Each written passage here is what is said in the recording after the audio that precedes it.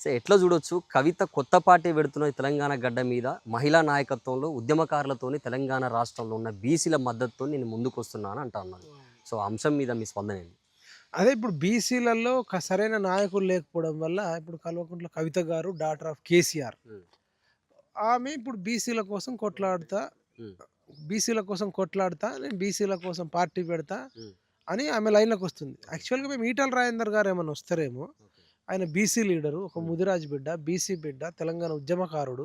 తెలంగాణ ఉద్యమంలో తన ఆస్తులు అమ్మి మరి తెలంగాణ ఉద్యమకారులను, తెలంగాణ ఉద్యమాన్ని కాపాడిన వ్యక్తి ఉమ్, అనుకున్నాం. ఆయన రాలే. ఓకే. ఇప్పుడు ఆయన రాకపోవడం వల్ల దానికి కల్వకుంట్ల కవిత గారు ఖచ్చితంగా గ్యాప్ ఉంది. బీసీలకు అన్యాయం జరుగుతుందని ఒక వాదన నడుస్తుంది కాబట్టి, ఆ వాదనతోని వెళ్తే సక్సెస్ అయితా అని చెప్పేసి ఆమె అనుకుంటున్నట్టుంది. కాబట్టి ఇప్పుడు వాళ్ళు ఒక దగ్గర కూడా గెలిచినట్టున్నారు మున్సిపల్‌లో. ఓ, ఓకే.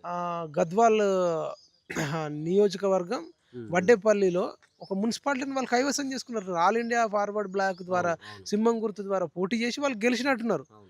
అంటే ఇంకా ఏమిట్లకేం లేదు. పార్టీ పెట్టకన్నా ముందే ఉమ్, వాళ్ళు వేరే వాళ్ళ పార్టీ సింబల్ మీద పోటీ చేస్తేనే ఒకటి గెలిచినప్పుడు, ఓకే. అంటే బీసీ వాదానికి అంత బలం ఉందేమో అని అనిపిస్తుంది. అంటే బీసీ వాదం అని అంటే మీరు అన్నట్టుగా ఇప్పుడు తెలంగాణ రాష్ట్రంలో బీసీలలో అనేక వేదికలు ఉన్నాయి కదా. అవును. మళ్ళీ ఈమె కొత్తగా అంటే అంటే ఈమె రాజకీయ స్వలాభావం కోసం అని చెప్పేసి ఇప్పుడు బీజేపీ కావచ్చు, కాంగ్రెస్ వాళ్ళు అంటున్నారన్న, మేజర్గా బీఆర్ఎస్ వాళ్ళు కూడా అంటున్నారు. అవును. సో మరి అట్లా ముందుకెళ్ళే ప్రసక్తి ఉన్నదా ఈమెకు, లేకపోతే బీసీలు స్వాగతిస్తారా? ఖచ్చితంగా ఎట్లుంటదంటే రాజకీయాలలోకి వచ్చేటప్పుడు ఎవరైనా సీఎం కావాలనుకుంటారు. పార్టీ పెట్టినోళ్ళు ఎవరైనా. అవును.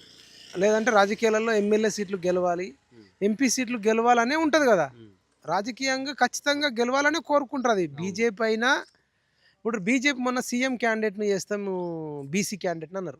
గెలిస్తే బీసీ క్యాండిడేట్‌ని సీఎం అన్నారు. అవును, దాని ఉద్దేశ్యం ఏంది? మేము అధికారంలోకి వస్తే చేస్తామన్నారు. అంటే అధికారంలోకి రావాలంటే రాజకీయంగా ఎమ్మెల్యే సీట్లు ఎక్కువ గెలవాలని అంటారు గదా! అవును, ఇప్పుడు అవును. ఈమె కూడా ఓపెన్‌గా చెప్తుంది. ఉమ్, నేను రాజకీయ పార్టీ పెడతా. ఓకే. నేను రాజకీయంగా బీసీలకు సపోర్ట్ చేస్తా ఓకే.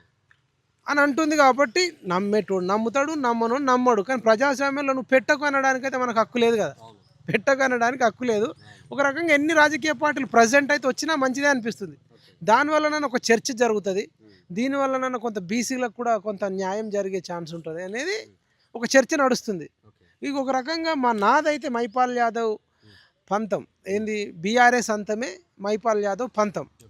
ఒకవేళ బీఆర్ఎస్‌ని అంతం చేయడానికి ఏ వ్యక్తి అయినా, ఏ పార్టీ అయినా ఉమ్, పని చేస్తే నేను ఎక్కువ సంతోషపడతా. ఓకే.